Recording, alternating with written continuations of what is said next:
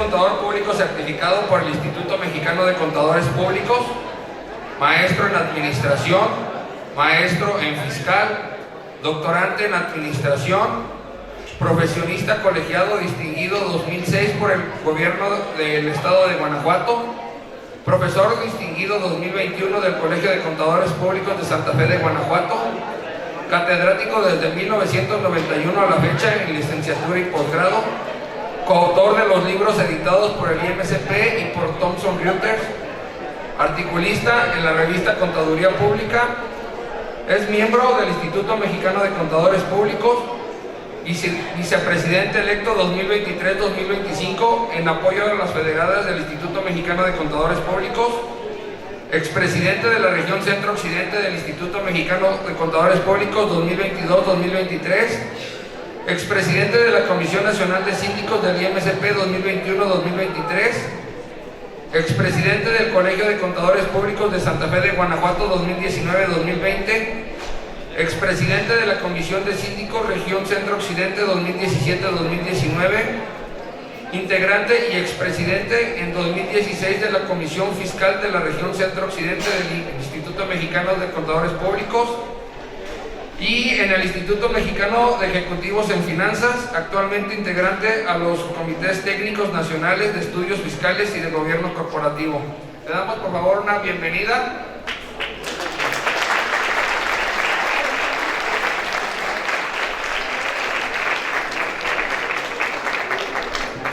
Muchas gracias, buenos días y creo que lo que hay que decir antes que nada es feliz cumpleaños, felicidades por estos primeros 75 años. Creo que solo el doctor Roberto estuvo en la inauguración, los demás llegamos después. Fíjense que en 1945 se constituyó la Universidad de Guanajuato, antes era el Colegio del Estado. En 1945 se constituyó la Universidad de Guanajuato y apenas 2 años después un señor que fue rector, fue visionario, don Armando Olivares Carrillo, el primer rector de la universidad, tuvo la visión de expandir la presencia de la universidad a la ciudad de Celaya y posteriormente a la ciudad de León. Primero fue Celaya. Y arrancamos con esta, la más bella de las profesiones, la de contador público. Entonces, mil felicidades por este hecho tan trascendente. Yo soy egresado de contador público de la Universidad de Guanajuato, pero del campus, ahora campus Guanajuato. Somos mucho más chicos. Como una anécdota interesante, los primeros 4 estudiantes inscritos en Guanajuato estudiaron en Celaya, porque la universidad dijo: nos sale más barato pagarles hospedaje, alimentación y transporte y que la primera generación estudie en Celaya que traer profesores de toda la currícula. La primera generación de los que se inscribieron allá en realidad cursaron. Entonces somos parte de esa lema de los jesuitas de la verdad nos hará libres, que es el evangelio de la Biblia, y en esa búsqueda constante en esta Universidad de Guanajuato por la verdad. Entonces, si me permiten, y aunque me va a regañar un poco Robert, vamos a hacer un muy breve, dado que estamos de historia y de festejo, un muy breve paseo por la historia para ver no el futuro y qué va a pasar con la inteligencia artificial y más, sino cuál es la realidad. Vamos a ver un poco de historia de la contaduría pública en general. Ya aquí hemos vivido y convivido con la historia de la Universidad de Guanajuato y especialmente de nuestra querida carrera de contador público, que nació en Celaya, se consolida en Celaya y sigue siendo líder en Celaya. Pero vamos a ver eso y luego vamos a ver cuáles son las realidades. Más tarde el maestro David va a hablarles de una de las áreas que están teniendo mucho auge en la contaduría pública, pero es una de ellas. Y vamos a platicarles sobre 100 servicios que hoy el contador público de forma independiente, todavía no estamos ahí abordando, cuando es dependiente puede prestar. Entonces, si somos tan amables, ok, empezamos. Fíjense que, no sé dónde está la presentación, por favor. Esto es el nacimiento de la civilización. El hombre como civilización se da por la escritura. El primer vestigio de escritura de la humanidad es este código sumerio, que es el código Uruk, 5000 y tantos años antes de Cristo. Y denota que la profesión más antigua no es la que decía mi abuela, sino la de contador público. ¿Por qué? Esto es un inventario de cebada para producir cerveza. Entonces, indudablemente, quien lleva el inventario y quien se bebe la cerveza es el contador. Es el vestigio más antiguo de la contaduría pública. Este señor, le decimos el padre de la contaduría, pero no la inventó. Él lo que hizo fue escribir lo que se hacía. Este fraile franciscano, Fray Luca Pacioli, lo que hizo es escribir un libro que se titulaba algo así como todo acerca de la proporción, proporcionalidad, álgebra y aritmética, entre de lo cual estaba el registro de las prácticas comerciales. ¿Y qué fue ese gran brinco tecnológico que hicieron los italianos en la Edad Media, Florencia y Venecia esencialmente? Es, en lugar de como en la tiendita de la esquina que ponga, vendí unas papas 10 pesos, vendí un refresco 8 pesos, vendí una cerveza 20 pesos y sumar las ventas, inventó que todo esto tenía un doble efecto, la denominada partida doble, lo cual nos permite tener una visión más integral de la realidad económica de las organizaciones. Esta mujer, y busqué una foto menos fea porque en todas las que nos ponen a Sor Juana tiene cara como así de gendarme mal pagado.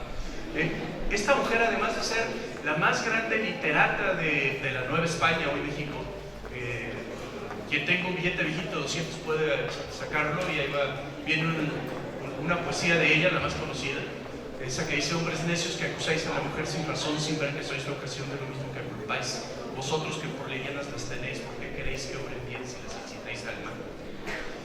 Fue de la corte del virreinato, fue literata, pero fíjense, fue la ecónoma de la congregación, quiere decir, la que se encargaba de la contabilidad.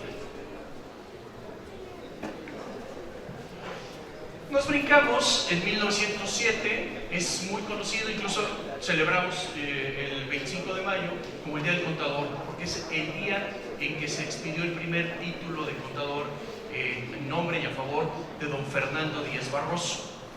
Y nosotros pudiéramos decir, sobre todo las señoritas, ¿cuántos años después creen que se tituló la primera mujer? ¿100? Sería este año. Primero hace 10. ¿Perdón? 15 años después. ¿Quién da más? 30. Ok, la que sigue, por favor. Doña María Guerrero se tituló en 1908, al año siguiente. Somos la profesión más incluyente en términos de género desde su inicio. Eso también es motivo de orgullo, ¿no? Ok. En 1908 también se crea el primer despacho de contadores mexicanos. Oye, ¿no existían contadores antes? Sí, pero no tenían potestad para, ¿qué es lo que nos hace diferentes? Y al rato lo vamos a ver, para firmar estados financieros, firmar dictámenes. Por lo tanto, no eran contadores públicos, eran contadores privados, eran registradores. Ok, continuamos. En el 17 se constituye la primera asociación de profesionistas y en el 23 se convierte en el Instituto de Contadores Públicos Titulados de México, hoy Instituto Mexicano de Contadores Públicos. ¿Significa que cuántos años está cumpliendo la contaduría pública organizada este año? 100. La próxima semana vamos, el doctor Roberto y algunos más, a festejar esos 100 años en Mazatlán en honor de ustedes. Hay todavía lugares para estudiantes, es un precio muy económico, y 8 por 10, se pagan 8, van 10, a todas las conferencias, no incluye el evento de banda del recodo, pero sí. Ok, vamos.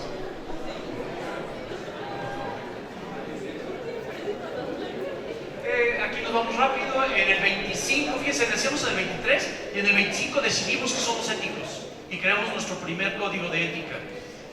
Todavía cuando el maestro Archundia, Roberto y yo estudiamos era un librito como de 15 páginas. Hoy son, a ustedes les ha tocado, son 412 páginas del Código de Ética Profesional. Se crea la Comisión de Principios de Auditoría y una serie de comisiones. Eso nos vamos rápido, ¿no? Fíjense, esto sí es importante. En el 65 se constituye como federación y díganme cuál es, en la parte de abajo, cuál es uno de los 14 que constituyen el Instituto Mexicano de Cuentas Públicas. Ah, ya. Okay. En el 77, junto con 61 países, México constituye la organización más importante de normatividad económica, que es la IFAC, la International Federation of Accountants, la Federación Internacional de Contadores. ¿Y por qué público? Y ahí es a lo que iba. ¿Saben? Antes se llamaba contador privado y contador público. La diferencia es la firma, pero la firma no es la diferencia radical. ¿Por qué? Porque atendemos el interés público, no atendemos a mi cliente o a mi patrón. Cada que yo como contador firmo unos estados financieros o firmo un dictamen, no le estoy diciendo solamente a mi cliente estás bien o estás mal, o estás regular o estás bien, pero le estoy diciendo al público. Y el público toma decisiones. ¿Como quiénes? Como los accionistas. ¿Como quién más? Como los bancos o instituciones para dar créditos. ¿Como quién más? Como los empleados para saber si sus utilidades son las justas. ¿Como quién más? El gobierno para ver si están bien pagadas los impuestos. ¿Quién más? Los clientes y proveedores. Si yo quiero ser parte del proceso productivo de Honda o de Toyota o cliente de Pemex, necesitan o de gobierno del estado, necesitan mis estados financieros para confiar en mí, clientes y proveedores. ¿Ok? Continuamos.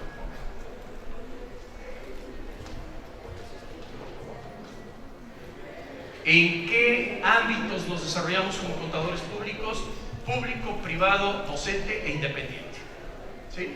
En la práctica independiente, como contadores en nuestros despachos o en los despachos de un colega, en los sectores públicos o privados, en las empresas o en el gobierno. Y ojo, ahí es una de las áreas que vamos a hacer énfasis en breve. Antes, trabajar en gobierno era símbolo de flojera, de inequidad, de corrupción, de... son las 11 y bajo la ventanilla y saco mi torta de huevo con chorizo y que se quede la gente esperando. Hoy, quiero decirles que hay una gran cantidad de normatividad contable, de auditoría, de anticorrupción en el gobierno y una gran profesionalismo. Quien quiere incursionar a trabajar como contador público del gobierno, estamos viviendo una realidad total y diametralmente diferente. Y obviamente la más bella, junto con la más noble, pues aquí tenemos la docencia. La docencia en la contaduría pública es la profesión más noble, y si es en la contaduría pública la más bella con la más noble, no hay manera de estar mejor. Continuamos. Aquí voy a parafrasear y con esto casi termino la parte histórico-romántica. Dice un expresidente del Instituto Mexicano de Contadores Públicos, don Pablo Mendoza, que hace algunos años un maestro en el penúltimo semestre de la carrera les decía que hasta entonces podían usar visera y mangas o bandas de plástico. En las películas del oeste o en películas antiguas hemos visto que el contador usaba una visera. ¿Por qué usaba una visera? Fíjense que en las empresas y en los bancos, ¿dónde estaba el contador? Como la muñeca fea, en un rincón y hasta el fondo, sin ventanas y con una puerta habitualmente de hierro. Eso significaba que no había iluminación natural. Por tanto, eran focos de mucha intensidad de luz y se ponían las viseras para que los focos no los lastimaran. ¿Queda claro? Y las mangas todavía algunos funcionarios de banco lo hacen, es para que al momento de estar contando los billetes no se manche la camisa, porque habitualmente no vestían informal, sino vestían con camisa normalmente blanca y de vestir, y manga larga. Entonces las mangas es que para el momento de estar manejando el dinero no se mancharan las mangas. Bueno, decía este maestro hace muchos años, en el penúltimo semestre de la carrera, o en el penúltimo año, que hasta Séptimo semestre tenía el estudiante de contador público el derecho de usar visera y usar bancas. La visera para que no se deslumbrara por ninguna banalidad ni ninguna cosa que no era propio de la ética y del desarrollo profesional y de los bienes ajenos, y las mangas para que siempre se mantuviera inmaculado, sin mancha, que siempre se manejara con honestidad y con probidad. Entonces, vaya la locución. Después hemos tenido una serie de evoluciones en la profesión, muy rápido. Ya quedamos que con el Renacimiento y Edad Media, la partida doble y el comercio internacional. Después tenemos la Revolución Industrial, en donde genera que esta mecanización de la producción genera también un cambio en los estados financieros. Se vuelven obligatorios los estados financieros, porque si el que tiene el dinero, que son los burgueses o los nobles, le van a poner a la máquina que inventó, ¿cómo te llamas? Emiliano, que es abeja muy orgullosamente. Por cierto, somos abejas porque si partimos en cuatro el escudo de la universidad, desde sus orígenes hay un panal de abejas que significa el trabajo en equipo y la solidaridad. Por eso somos abejas. Bueno, Emiliano inventó una máquina y Estefanía inventó otra. ¿Cómo te llamas? Y Gerardo es el que tiene la lana. ¿A cuál de las dos empresas le metes el dinero? No sé. ¿Quién te va a ayudar? ¿Cómo te vas a ayudar? Denise es la contadora y te va a decir en cuál de los dos confiar. Entonces, con la revolución industrial hay un auge de la profesión contable para depositar confianza en la información financiera de las empresas. Y después, a raíz de la Gran Depresión del 29 en Estados Unidos, con su impacto en el mundo, cobra un segundo vuelo, y ahora en la auditoría, no en la elaboración, sino en la revisión de los estados financieros. Y a raíz de los principios de este siglo, finales del pasado, los casos de la denominada contabilidad creativa, que entre otras cosas desapareció de la primera firma internacional de contadores públicos, Arthur Andersen, con el escándalo de Enron, Tyco, WorkCom, y en Europa Parmalat, Fiat y demás, que hicieron reinventar, y ahora tenemos gobierno corporativo, y ahora tenemos los auditores de los auditores en todo el mundo. En Estados Unidos, que son más conocidos de PCAOB, la PCAOB, que es quien audita a los auditores para depositar confianza o no en sus procesos. Y tenemos una serie de modificaciones a nuestras normas, ya no solo la ética, ya no solo las normas y procedimientos de auditoría, que después se volvieron normas internacionales de auditoría y luego de atestiguamiento, sino ya también las normas en su primera acepción, las normas de control de calidad, y ahora las normas de gestión de calidad. Cualquier contador independiente en México y en buena parte del mundo tiene que cumplir, además de, obviamente, el código de ética, además de todo lo que estudiamos en finanzas, impuestos, normas de información financiera, costos, etcétera, etcétera. La parte normativa ya hay que cumplirla, sí o sí. Adelante. Esto ya lo habíamos visto, se repitió. Así más o menos trabajaba Robert cuando empezó. Luego me tocó a mí en estas. Las de abajo las conocen todos, porque no sé por qué todavía, aunque en la prepa o al principio de la carrera, llenamos una tarjeta de almacén. Siempre lo hacemos. Bueno, déjenme decirles que yo no conocí esos discotes, pero en la Facultad de Contabilidad de Guanajuato, en un archivero había, y que era ahorita les voy a enseñar la computadora. Después eran los y fíjense qué tonto uno, después de 5 1/4 y 3 1/2, son pulgadas, y es el diámetro de los discos. El más grande es de 5 1/4 y el otro es de 3 1/2 pulgadas. Antes, mi mamá trabajó en Comisión Federal de Electricidad, y con esas tarjetas, según cómo perforaban, hacían la contabilidad o hacían la nómina. También le tocó. Con eso se generaba la nómina, se automatizaba la nómina. Y bueno, después estuvieron los CDs y DVDs, y después las memorias externas, o las memorias flash o USB. Y ahora, ahí tenemos la máquina contabilizadora, sumadora, luego fue eléctrica. Esta era la de las tarjetas perforadas, esta computadora. Ahí se metían las tarjetas perforadas y procesaban la información. Esa de arriba es una computadora Cromeco de los discotones. luego los disquetes de 5 1/4, de 3 1/2, y déjame decirles que para que funcionara tenías que meter un disco que era el sistema operativo. Sacabas el disco del sistema operativo y metías el disco del sistema de hoja de cálculo o de procesador de palabras. Sacabas el disco y metías el disco para poder guardar el archivo que estabas haciendo. Parece de risa. Y era de un color espantoso, verde o amarillo o ámbar, que te... iba a decir una palabrota, no se puede ver. Te lastimaba la retina. Y las pantallas planas, las tablets multifuncionales, las laptops, y hoy estamos en una multiplataforma en la red. Hoy estamos en una multiplataforma en la red, y si no somos conscientes, profesores, alumnos y profesionistas, que este mundo es otro, el mundo sigue caminando sin nosotros. Déjenme decirles que hay un dato de la NUYES, la Asociación Nacional de Universidades e Instituciones de Educación Superior de México, que dice que cualquier profesionista que egresa y no se actualiza en 3 años se vuelve obsoleto.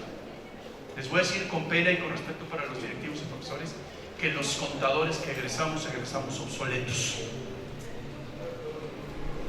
Lo digo con pena, los contadores que egresamos obsoletos.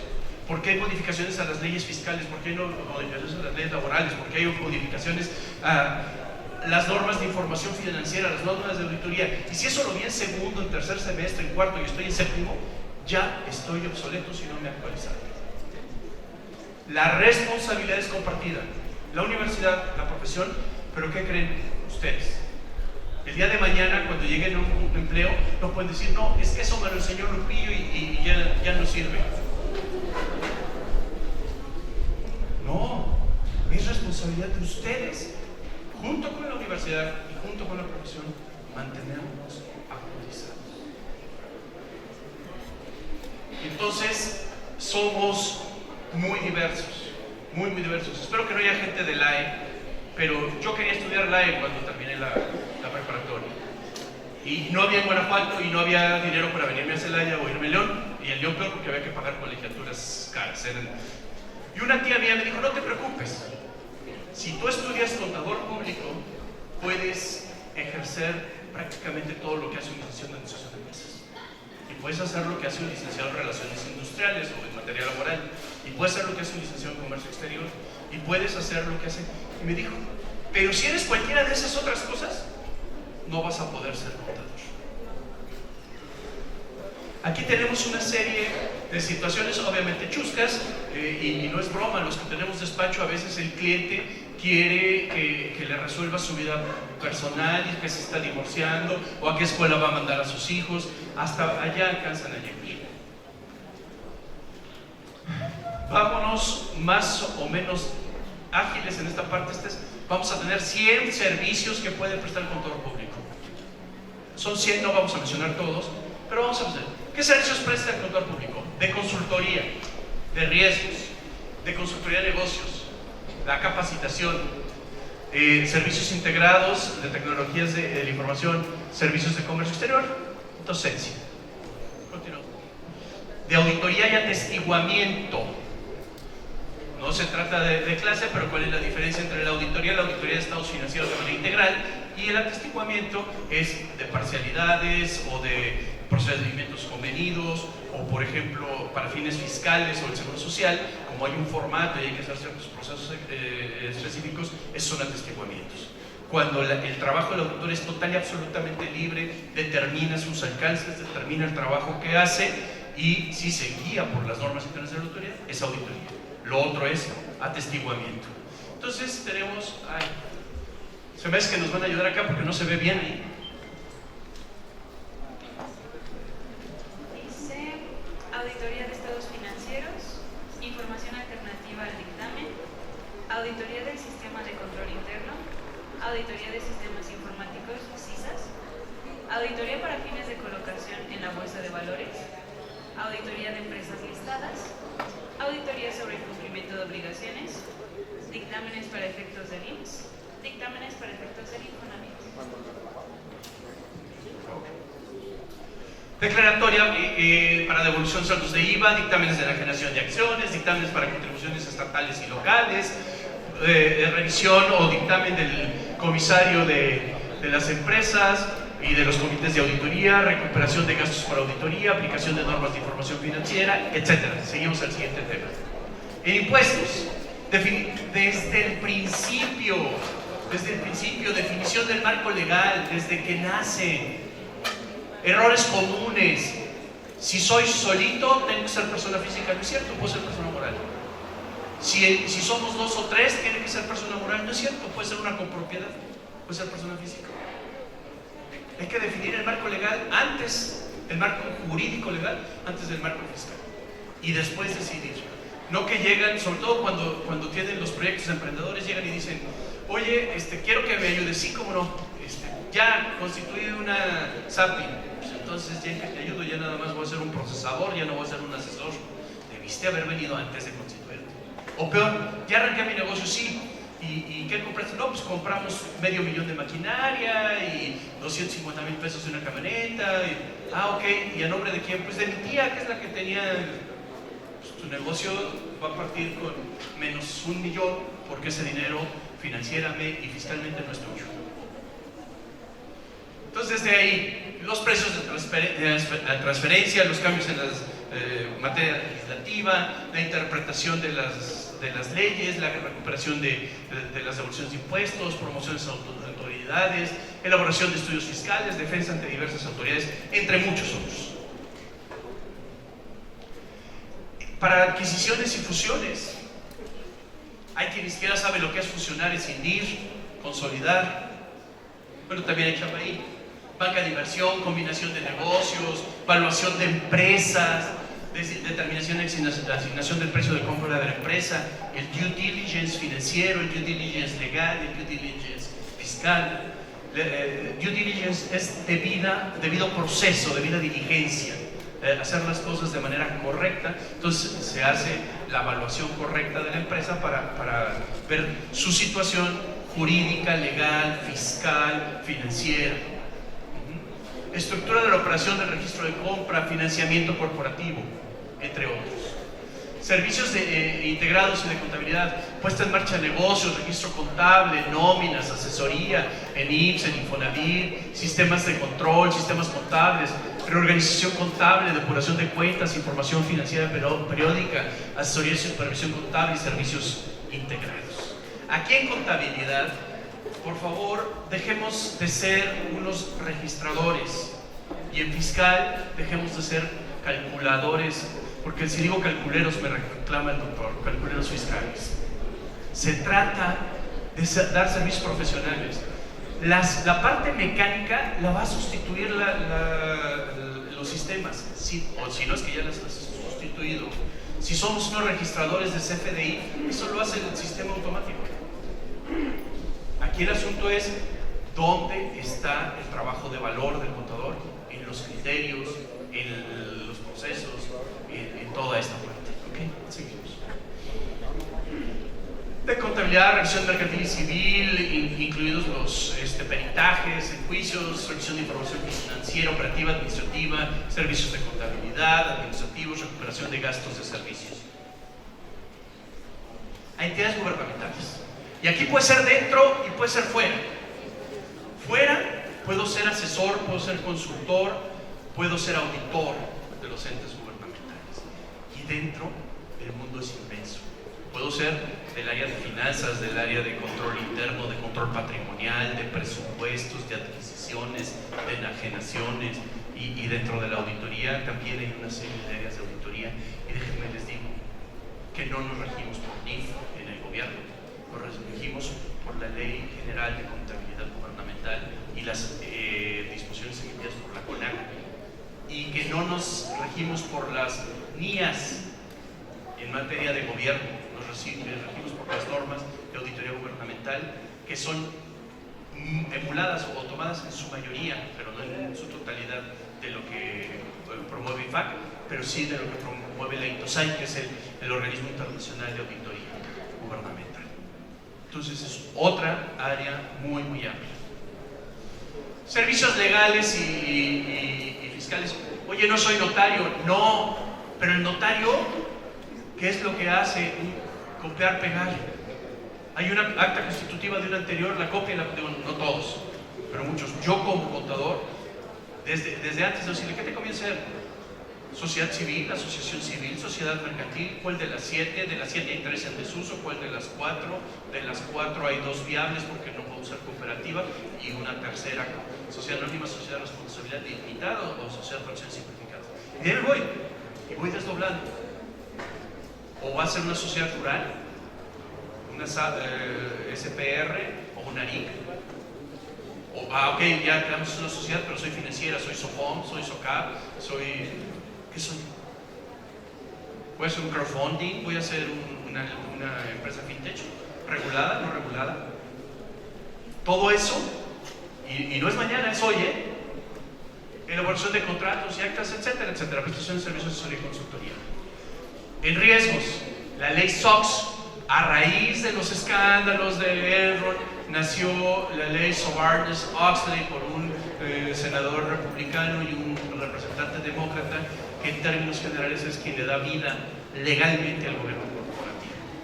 Entonces, hay mucho que hacer en términos de gobierno corporativo y de atender tanto la ley SOX, si incluye internacional, pero las normatividades locales en todas las entidades lo hay. La ley del mercado de valores o en México el Código de Principios y Mejores Prácticas Corporativas. Y aplica a todos. Y si nos vamos un punto adicional, a partir de este año empiezan las normas ESG o ASG a tener un impacto cada día mayor en congruencia con la Agenda 2030. La Agenda 2030 es la agenda de la ONU. ¿Alguien sabe lo que significa la ONU? De las Naciones Unidas. Ok. Ha permeado la normatividad empresarial y especialmente en la normatividad contable de nuestro país. El CINIF, que es el que genera las normas de información financiera, va a generar también estas normas de ESG o ASG. ¿Alguien sabe lo que son las normas ESG o ASG? ¿Sí? ¿Nada? Obviamente es gobernanza, la G, o de gobierno corporativo, environment o medio ambiente y responsabilidad social. Oye, entonces la chamba del contador ya trascendió. Sí. Oye, no sabía hacer ni el estado de flujos de efectivo.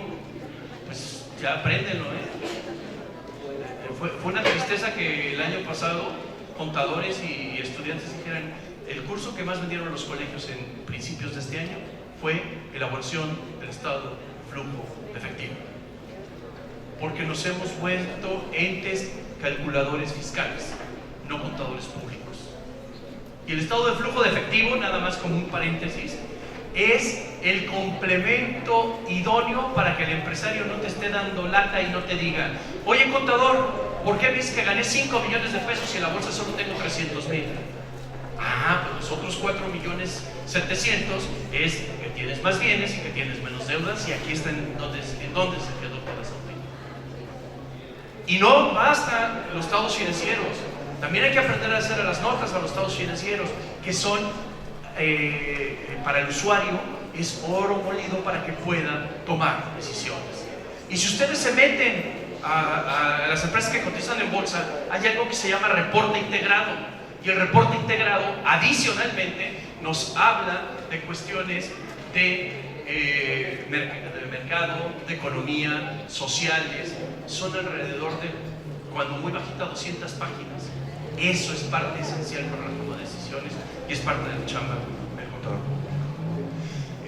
Auditoría de riesgo empresarial, medidas antilavado de dinero, y más al rato el maestro David les va a compartir.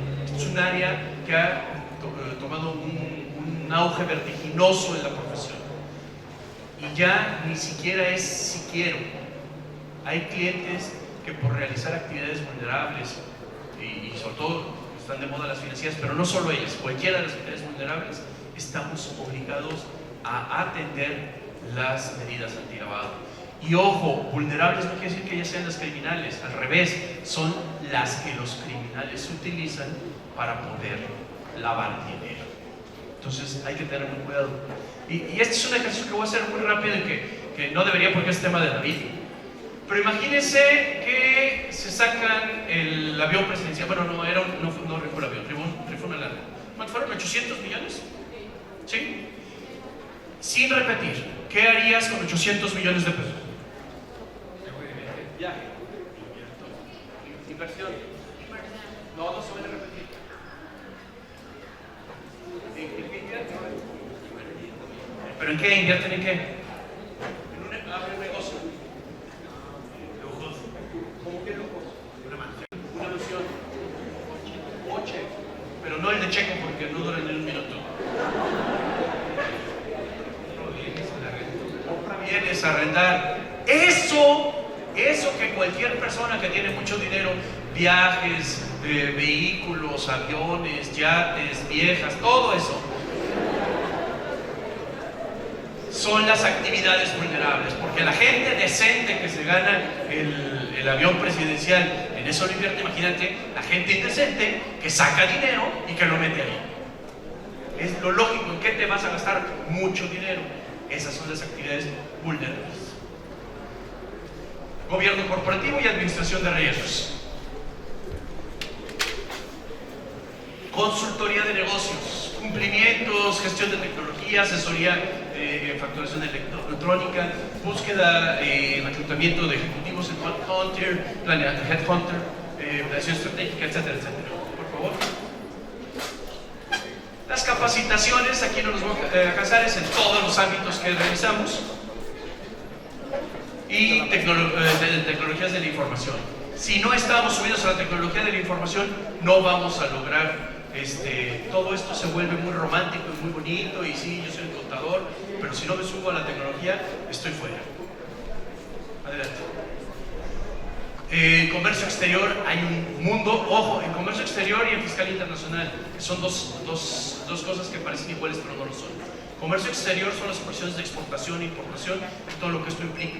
Y el fiscal internacional es que a lo mejor mi cliente quiere constituir una empresa en el Canadá o en Guatemala por razones de negocio, pero también por estrategia. Entonces eso es el fiscal internacional. Hay que saber cómo se tributa en términos generales en los diferentes y decir, oye, sí vete a Canadá, pero no te vayas al distrito de Ontario, vete al distrito de Alberta por tal o cual situación. Seguimos. Y bueno, la docencia. La IFAC.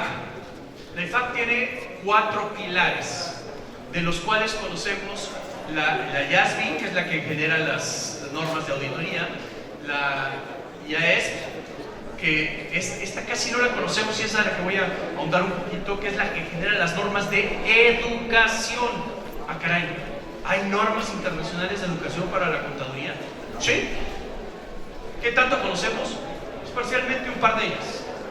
La IESMA, que es la de ética, que sí nos aplica, y la IPSAPS, que son las de gubernamental, que no las asumimos tal cual, porque hay una ley, pero sí le hacen mucho caso. Las normas internacionales de educación.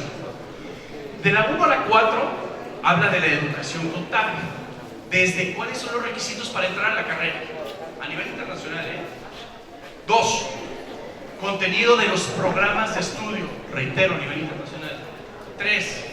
¿Qué habilidades requiere el contador público? 4.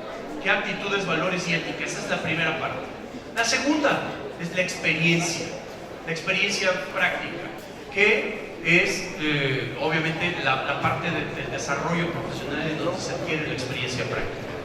Y luego la 6 es un punto, no cuando se titula, es el punto en donde se evalúan las capacidades y competencias profesionales. En nuestra profesión no es en el momento en que te titulas, ni siquiera cuando otorgas la cédula profesional, que sí te sirve para ejercer.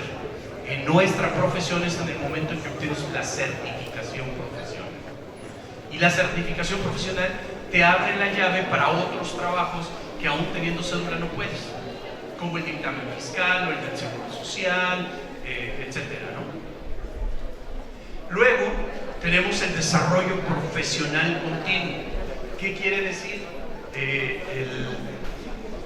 Y antes se llamaba educación profesional continua, síguete educando, no, síguete desarrollando, sigue creciendo. Incluso quiero hacer una parte que desde la experiencia práctica o incluso desde antes hay una figura que me encanta y que todo el mundo la tenemos informalmente, pero la norma la menciona formalmente, que es el mentor. Siempre hay un profesor, una maestra, el primer jefe, un compañero de trabajo que tiene más jerarquía, que es al que acudimos y el que nos va orientando en la vida profesional, que nos va diciendo por aquí sí, por aquí no, oye, tengo esta oportunidad de trabajo, la acepto, no la acepto, me ofrecen esta promoción, hay posibilidad de irme a una ciudad. Ese mentor es esencial, según la norma, y yo estoy convencido de ello, para el desarrollo profesional. Y el desarrollo profesional continuo quiere decir que continuamente estamos actualizándonos, capacitándonos y creciendo. Y después tenemos las competencias requeridas y las especializaciones. Nos es más fácil entenderlo como el médico, y aquí aplica igual. Hay un médico general, pero luego hay un médico del corazón, y hay un médico de los riñones, y hay un médico cirujano. Entonces, cada una de esas especialidades será la que la vida y la experiencia nos vaya llevando.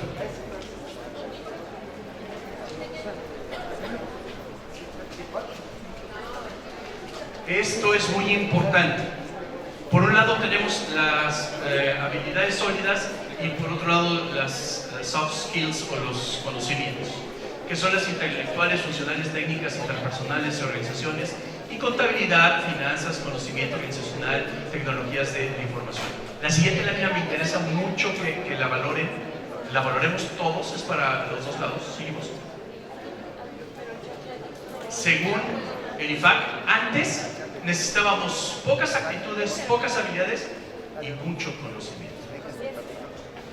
Ahora dicen necesitamos más actitudes, más habilidades y menos conocimiento, pero más claro, más preciso, más sustancial. Y nos movemos de ser capaces a ser competentes.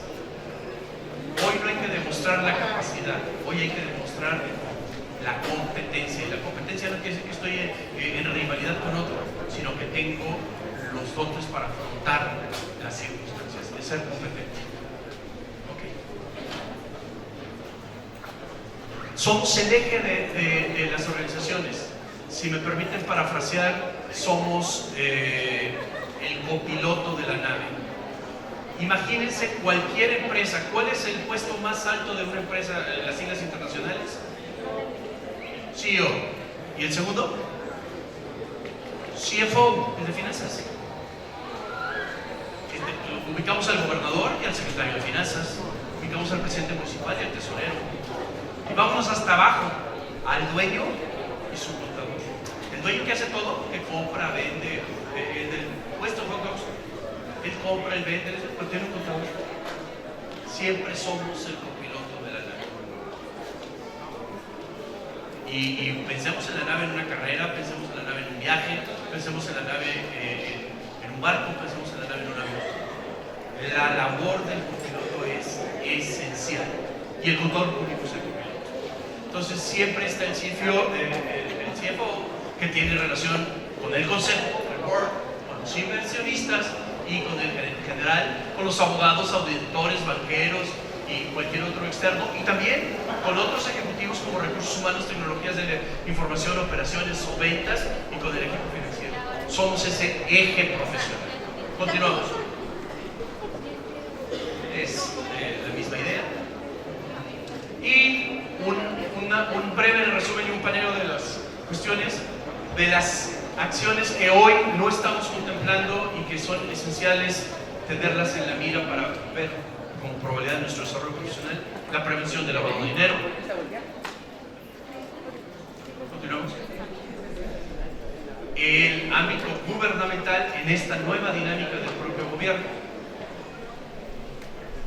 Políglota, levante la mano todos aquellos que ya estén estudiando su tercer idioma.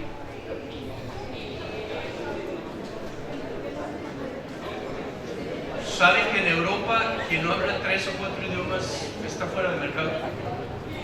Aquí es indispensable por nuestra geografía y no hay que negarlo, el inglés, pero no es lo único. Ser políglota. Quiero decirles que esta lámina la tengo desde 3 años antes de la pandemia.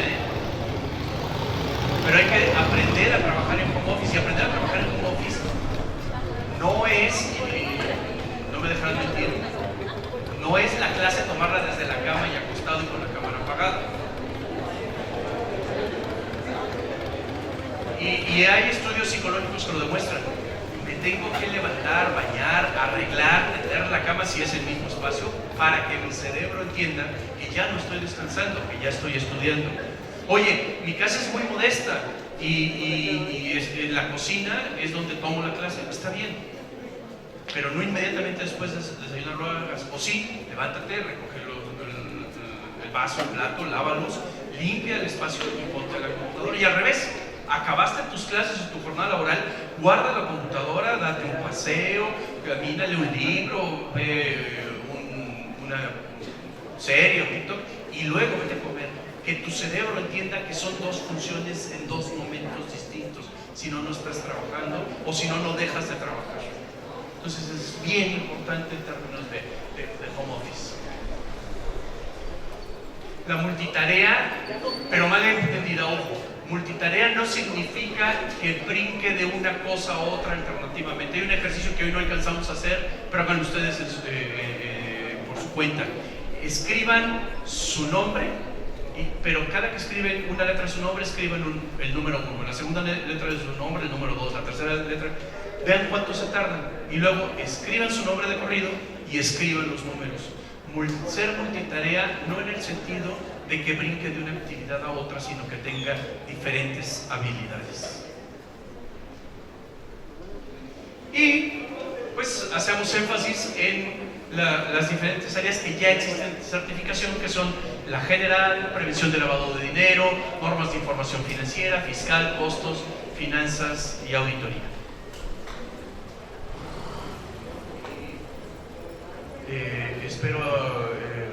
Estoy a sus órdenes más para los comentarios, y perdón por lo acelerado, pero andamos contra reloj porque estamos un poco demorados.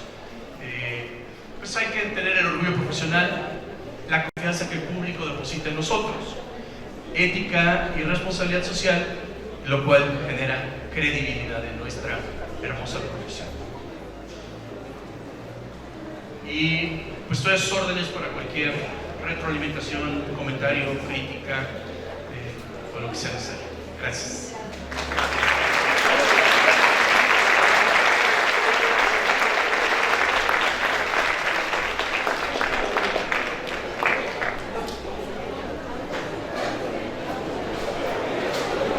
Maestro, antes que nada, un agradecimiento desde ese evento hoy con todos acá en el festejo del 75 aniversario.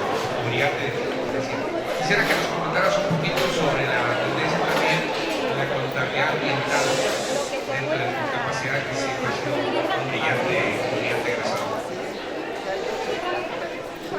Muchas gracias. Quizá lo manejé muy tangencialmente. Parte de la Agenda 2030 de la ONU, pilar de la Agenda 2030 de la ONU es la parte ambiental. Y la parte ambiental en todas sus facetas. Tanto la responsabilidad social de la empresa, y ya sabemos que lo que no se mide no se puede mejorar, entonces para medirlo hay que registrar. 2, los impuestos ecológicos. Cada vez más estados están imponiendo impuestos ecológicos. Y 3, el cumplimiento de las normas ESG. Y la primera norma, que es la E, que es Environment, son las normas del cuidado del medio ambiente. Entonces no solo es el costo de la contaminación o de la no contaminación, sino el impacto de la empresa y de la sociedad, y eso es esencial de lo que es tendencia mundial. Hay empresas que se desploman en la bolsa por una irresponsabilidad ambiental, o al revés, que recuperan valor en bolsa por una acción ambiental, pero obviamente no basta con decirla, hay que cuantificarla, medir el impacto y su impacto en la economía y en la contabilidad del proyecto. Sí. Gracias.